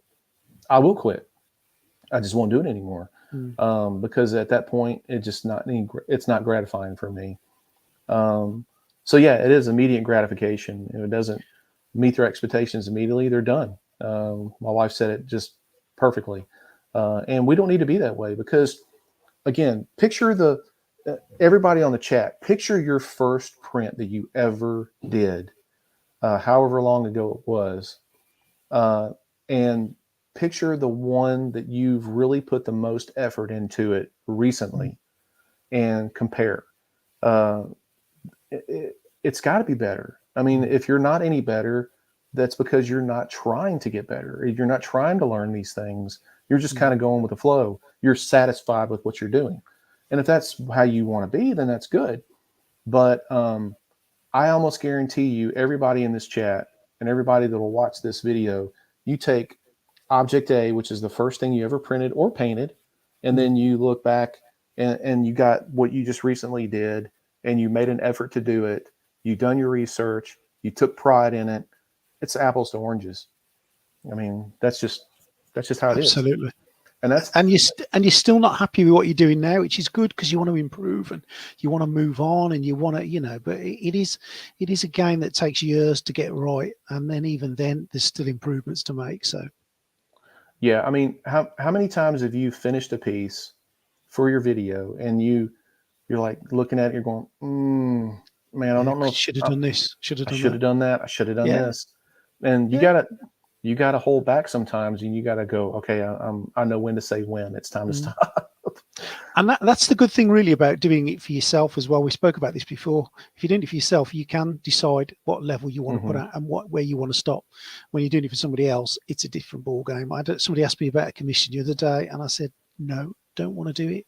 Not going to be doing it for that very reason, and the time constraints and the costs and everything else. But yeah. So Stover says, first print he painted is sitting on his computer. He sees it every day and think, wow, I like it. But would do it so differently if he did it today? Exactly. Spot on. Yeah. And that's what you should do. I mean, that's pretty much anything you do in life. I mean, you want to do something better, learn from your mistakes, learn from what you did, just get better. Absolutely. Mike did his first and newest. I did post my first and newest. Yeah, he did do that. And I could tell you, Mike is like a difference in daylight and dark. I mean, he got so good. I mean, he's on my Discord, and I encourage people, post what you got, post what you're doing on there. Don't be afraid to. Nobody's going to, at least in my Discord, nobody's going to bash you. We all encourage each other to do better. And some of these guys over there are just, man, they're talented. It's just a matter of pulling it out of them and getting that talent out there. But man, we got some talented people in my Discord. It's about technique as well. It's about learning technique, isn't it? And practice. It is. You know, anyone who's trying to do eyes, I was talking to, I think it was Dave about this. Anyone who's trying to do eyes, you're not just going to do it from day one and get it right. It's just never going to happen. But practice, I still screw up. Practice. Yeah, we all do. Yeah. Yeah. But you'll get there. You'll produce a better print. You might not get it perfect, but what's perfect, you know, is if you're happy with it, it's perfect. Philippe said his first print was a Samurai Mini from Titan Forge. It came out perfect. The next 5 prints failed hard, but I learned a lot. So that's another good thing. You mean, as long as you're learning. I mean, if you're printing stuff, it's failing, just don't get frustrated and quit. It's going to happen. I mean, you're going to get failures. Come on. I think anyone who hasn't thought about throwing their 3D printer in the skip is lying, because we've all been so annoyed at them, especially in the early days. I tell you that recently I kind of had like a roadblock where I just like, you know what, I'm going to give it a break. I'm not going to do anything for a month or two because I'm getting burned out. And I even did the live stream on this about being burned out. And, you know, going on here and talking to people and talking with my guys in the Discord and everything. And, you know, just hearing the excitement that they go through when they do something and it turns out right, it motivates me.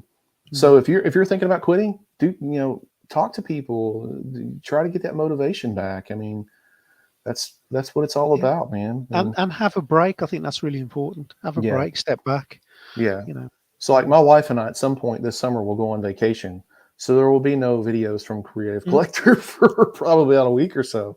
Because you got to have that mental break more than anything. Fohammer, good night, sir. I appreciate you being on here. And we've been on here for about 1 hour and 45 minutes. If anybody has anything, we're going to kind of wind down here. If anybody has anything that they would like to ask Tony or myself, please do it now. And we'll try and answer it before we hop off of here, because it's late where Tony's at, and I have to get some nice shut eye tonight. I have got to meet the boss tomorrow. Yeah, I got. He's a good guy. He's a great guy, and he might even watch this live cast. I don't know. He's into 3D printing too. Yeah, Hey, that's good Yeah, to know. he and his family are into it now, so that's pretty cool. So is Kelvin's saying there, FDM for larger bases. There's one running in the background actually at the right. moment as we Yeah. speak. You probably heard it all night. Yeah, it's cheaper and it's more stable for an FDM rather than resin sometimes. So let's see here. Dave wanted to know, is Discord open or do you get access through Patreon?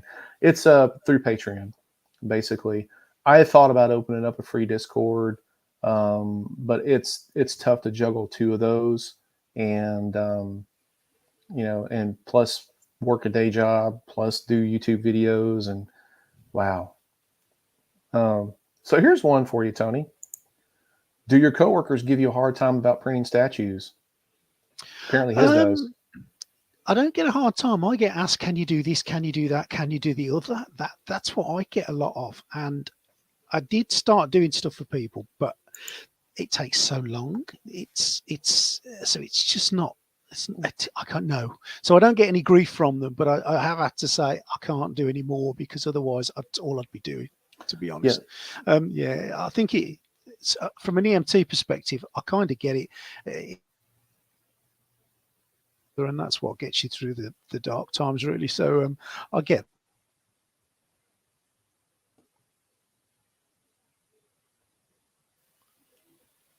Oh, hello, it's Are you, all gone wrong here. I don't know if that's you. I think you froze for there for a minute. Maybe. I'm back. Okay. Yeah, I get it. Like that's one of the things that I fortunately have not run across people asking me to print stuff for them when they found that I do 3D printing and stuff. I know a lot of people that's one of the things they do. Oh, can you print this for me? Can you print that for me? What can you print with it? Or they don't realize the sky's the limit when it comes to this sort of hobby. So, yeah. Sergeant says the two dumbest questions are, can you print a gun and can you print me? Please. Anywho. Absolutely.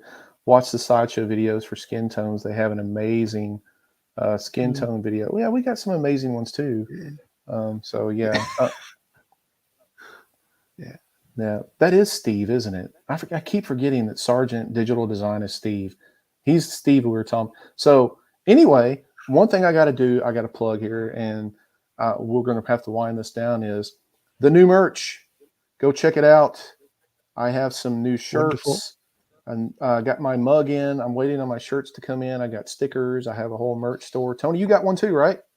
Yep, there you go. Yeah. Represent. I've definitely bought my wife a greedy 3D mug.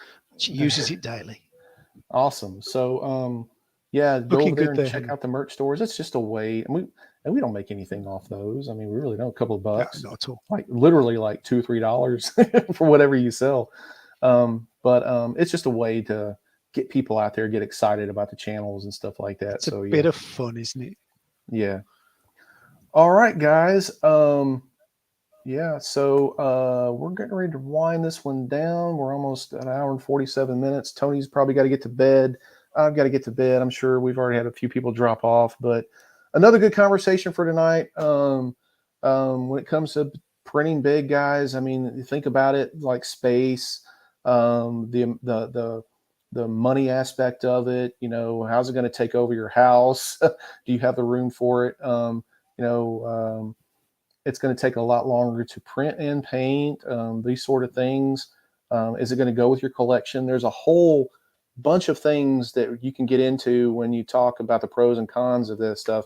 On the bright side, they look really, really nice when they're painted up, and they don't weigh a lot when you hollow them out. I mean, it's not like having a big quarter scale sideshow statue that weighs 30 or 40 pounds, because most of these are definitely going to weigh a lot less. So, yeah. So anyway, Tony, any parting words, sir, before we call it a night? I think thanks, guys, for coming along. Thank you, Henry, as ever, for having me on there. Don't forget to check out the channel. Don't forget to subscribe. We do have a Patreon as well. If you really want to join that, you'll be more than welcome. But mine, just come along and enjoy what you see. That's why I do it. And thank you, guys. Thank you, Henry, as ever. Absolutely, guys. All right. Everybody get out there and create something. Have a good night, guys. don't forget, check out the merch, check out both channels if you're not subscribed. Thank you, Tony, for being with us tonight. And thank you guys for being with us on the chat tonight. We love each and every one of you guys for supporting the channel. Thank you so much. Hey, print, paint, repeat. Get out and create something. Be safe out there, guys, and have a good night. Thank you. See you later, guys. Thank you. See you later.